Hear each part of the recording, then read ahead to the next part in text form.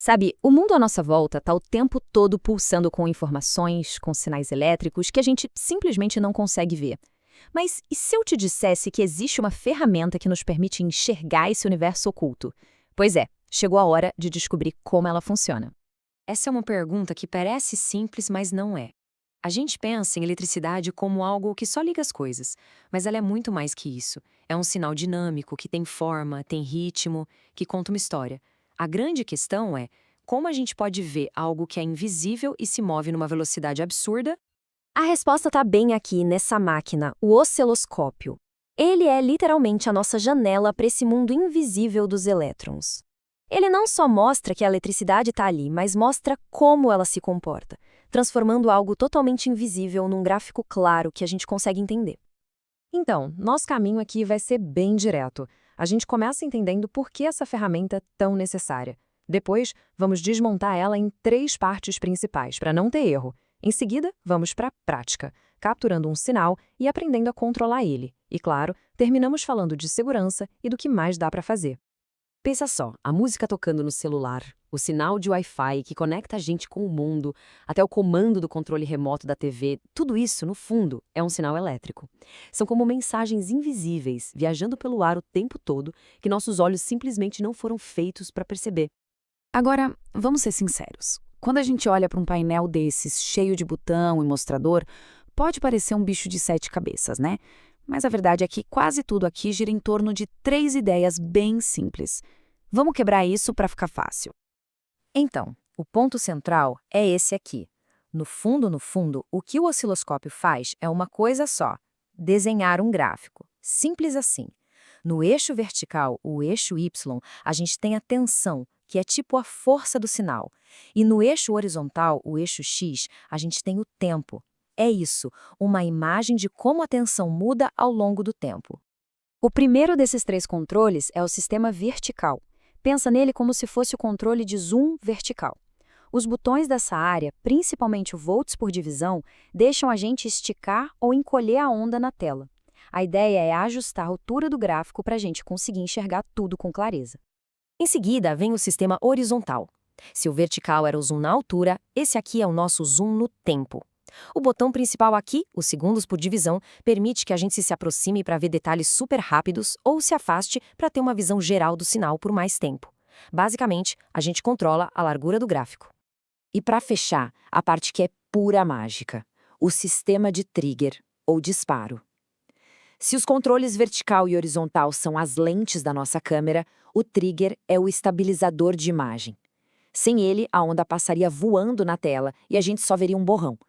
É o trigger que nos dá aquela imagem paradinha e super nítida. Ok, chega de teoria, né? Vamos ver como esses 3 sistemas trabalham juntos na prática. É hora de capturar nosso primeiro sinal, de transformar toda essa conversa em uma imagem de verdade na tela. A maioria dos osciloscópios tem uma rotina de verificação que é moleza. Primeiro, a gente liga o aparelho. Depois, conecta a ponta de prova num terminal de teste que já vem nele. Aí é só apertar o botão alto. Em segundos, o próprio aparelho se ajusta e pronto! Uma onda quadrada perfeitinha aparece na tela. É o jeito mais rápido de ver se está tudo funcionando. Agora, uma dica de ouro que vem direto do manual. A maioria das pontas de prova tem uma chavinha, 1x ou 10x. O manual avisa que para ter as medições mais precisas e usar todo o potencial do aparelho, essa chave tem que estar em 10x. É um detalhe pequeno, mas que faz uma diferença enorme na precisão do que a gente vê. E isso nos leva direto para a compensação da ponta de prova. Olha só a diferença. Se a ponta não estiver bem ajustada, a imagem que a gente vê na tela não é a real, ela está distorcida. Uma onda quadrada de verdade tem que ter cantos retos, perfeitos. Com um pequeno ajuste na ponta de prova, a gente garante que a nossa janela para o mundo elétrico está limpinha, mostrando a imagem de verdade. Muito bem. Agora é hora de mergulhar de cabeça na função que é, sem dúvida, a mais poderosa e muitas vezes a mais mal compreendida do osciloscópio.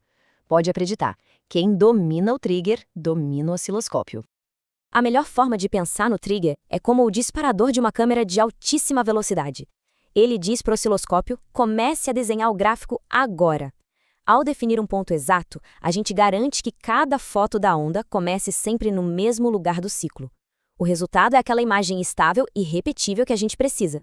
E essa imagem ilustra perfeitamente o tipo de trigger mais comum. A gente pode dizer para o osciloscópio dispare quando a tensão estiver subindo e cruzar esse nível aqui.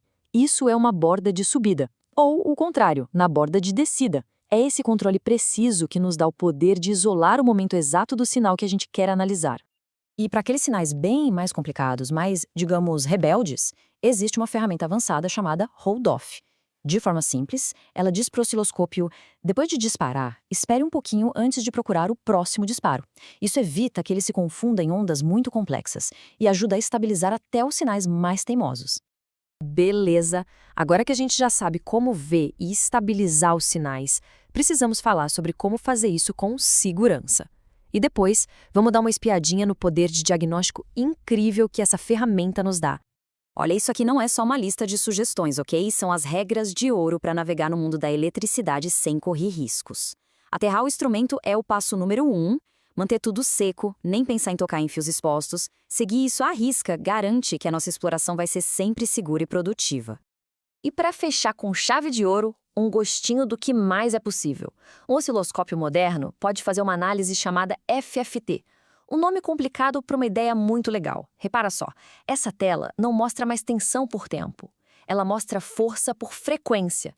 É como se ele desmontasse um sinal complexo em suas notas musicais, mostrando todos os ingredientes que o compõem. Isso nos traz de volta ao começo de tudo. O osciloscópio nos dá a capacidade de ver o que antes era totalmente invisível. A pergunta que fica no ar é, com esse novo superpoder, quais mistérios do universo eletrônico que estão escondidos bem na nossa frente a gente vai querer explorar?